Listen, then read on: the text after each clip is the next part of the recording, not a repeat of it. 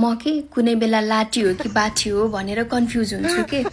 अब लाटी हो भनौँ भने मलाई अलिअलि बोल्न आउँछ, 2-4 जनाले कुरा गरेको बेलामा त्यो कुराहरूको एनालाइज गर्न आउँछ।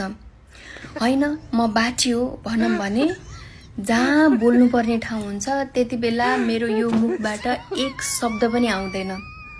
साइडको मान्छेले 10 थरीको वचन लगाइसक्छ, भएको नभएको आफ्नै कहानी बनाएर विभिन्न किसिमको आरोप लगाइसक्छ। त्यो बेलामा मेरो दिमाग भ्याकेसनमा हुन्छ, लङ ट्रिप लङ ड्राइभमा चलिरहेको हुन्छ, केही हुँदैन, दिमाग खाली हो। अझ पिलपिल आँसु आउँछ अझ मेरो त। जब म घर आउँछु एक्लै भाँडा माझ्न थालेको हुन्छु, घर सफा गर्न थालेको हुन्छु, एक्लै हुन्छु, पछि आउँछ बुद्धि।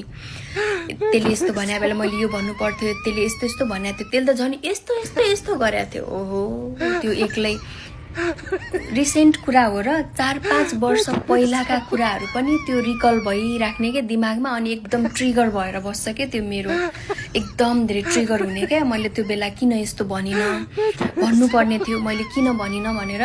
त्यो भन्दा पनि अझ अर्को कुरा सुन्नु, अब मैले मेरो एकदम बुद्धिले भ्याएर काहीँबाट कुनै भगवानले एकदम साथ दिएर त्यसले 10 वटा वचन लगाउँदा काहीँबाट मैले एउटा वचन फर्काएर आएँ भने त्यो भन्दा बढी पीडा हुन्छ मलाई, त्यो भन्दा बढी टेन्सन हुन्छ। बेकार भनेछु, नभन्या भए पनि हुन्थ्यो।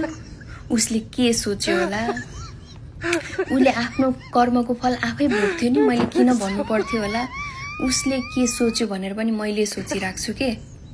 बिचरा नभन्या भए पनि हुन्थ्यो भनेर त्यही कुरा सोचेर। अब यस्तो खालको बानी बेहोरा भएको मान्छेले अब कसरी जिन्दगी अगाडि बढ्छ, कसरी गरेर खाने हो, समस्याहरूको समाधान कसरी गर्ने हो, त्यस्ता मान्छेहरूसँग कसरी डिल गर्ने हो। मेरो जस्तो ह्याबिट गरेको तपाईँहरू मध्ये कोही हुनुहुन्छ कि नै, कि म एकजना हो यो संसारभरिको वान पिस, त्यो त मलाई थाहा छैन।